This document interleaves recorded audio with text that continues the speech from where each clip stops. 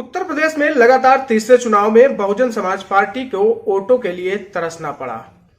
नतीजों से यह साफ है कि वर्ष 2022 के विधानसभा चुनाव के मुकाबले इस बार बसपा का करीब 60% से अधिक वोट बैंक दूसरे दलों में शिफ्ट हो गया है।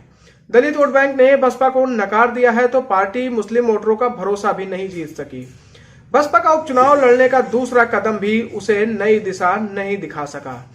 इससे पहले लोकसभा चुनाव के दौरान 5 सीटों पर हुए उपचुनाव में भी बसपा को करारी शिकस्त का सामना करना पड़ा था। फिलहाल बसपा का प्रदर्शन उसके अस्तित्व पर किसी बड़े खतरे का संकेत दे रहा है। आइए विस्तार से जानते हैं बसपा का प्रदर्शन। नमस्कार, मैं हूं भूपेंद्र सिंह। आप देख रहे हैं अमर उजाला उत्तर प्रदेश। चुनावी नतीजों पर गौर करें तो करहल, कुंदरकी, मीरापुर और सीसामऊ में बसपा धड़ाम हो गई है। चारों सीटों पर बसपा का वोट 5 अंकों की सीमा तक भी नहीं पहुंच सका, जो प्रत्याशियों की जमानत जब्त होने की वजह बन गया।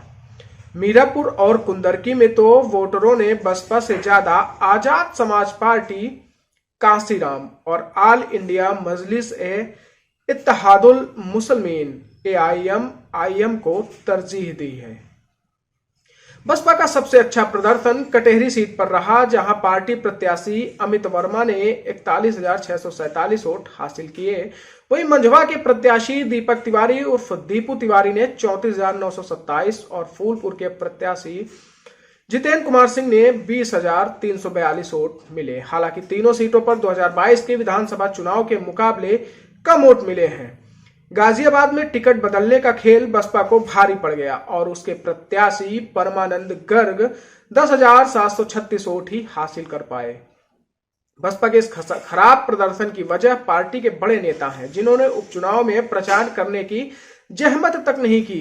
पार्टी नेता महाराष्ट्र और झारखंड में खुद को मजबूत करने के फेर में यूपी में अपनी जमीन खो बैठे। प्रत्याशियों ने अपने दम पर प्रचार किया, जो जीत में तब्दील नहीं हो सका।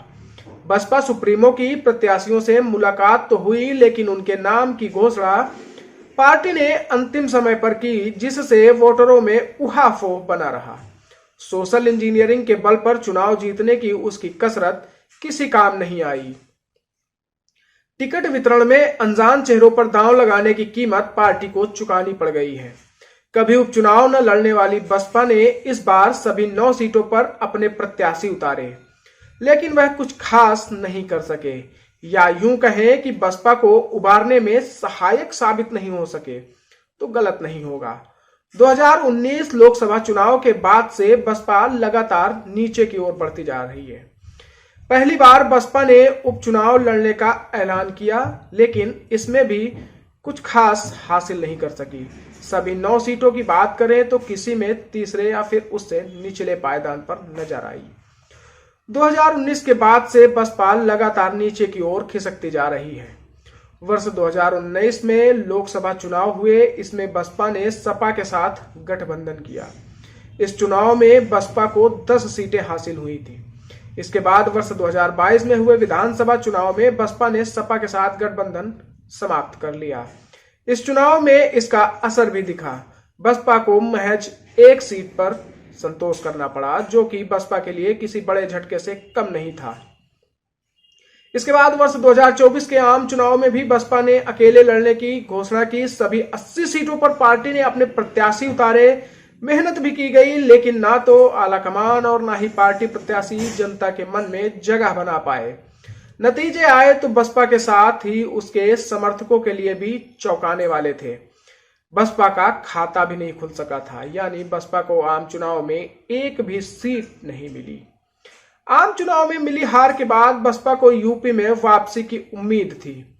शायद इसीलिए कभी उपचुनाव न लड़ने वाली बसपा ने इस बार उपचुनाव लड़ने का फैसला किया।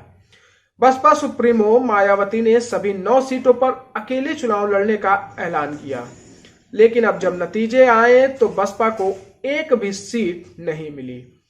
राजनीतिक विशेषज्ञों की माने तो पार्टी के शीर्ष नेताओं की जनता से दूरी भी इस हार का कारण बनती जा रही है। उपचुनाव में सभी 9 सीटों पर प्रत्याशी उतारने के बाद पार्टी ने स्टार प्रचारकों की सूची जारी की। इसमें पार्टी प्रमुख मायावती, आकाश आनंद और सतीश चंद्र मिश्र सहित करीब 40 नेताओं को मैदान संभालने की जिम्मेदारी मिली। लेकिन समय बीतता गया और यूपी में मायावती समेत लगभग किसी भी बड़े नेता की कोई जनसभा नहीं हुई। आम जन से दूरी का आलम यहां तक रहा कि बसपा अपने पारंपरिक वोट भी पूरी तरह से पक्ष में नहीं ला सकी। चुनाव नतीजों में इसका असर साफ दिखा।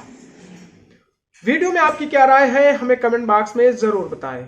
अगर आप ये वीडियो YouTube पर देख रहे हैं तो हमारे चैनल को सब्सक्राइब करें और बेल आइकन को दबाना ना भूलें। अगर आप Facebook पर ये वीडियो देख रहे हैं तो हमारे पेज को लाइक करें।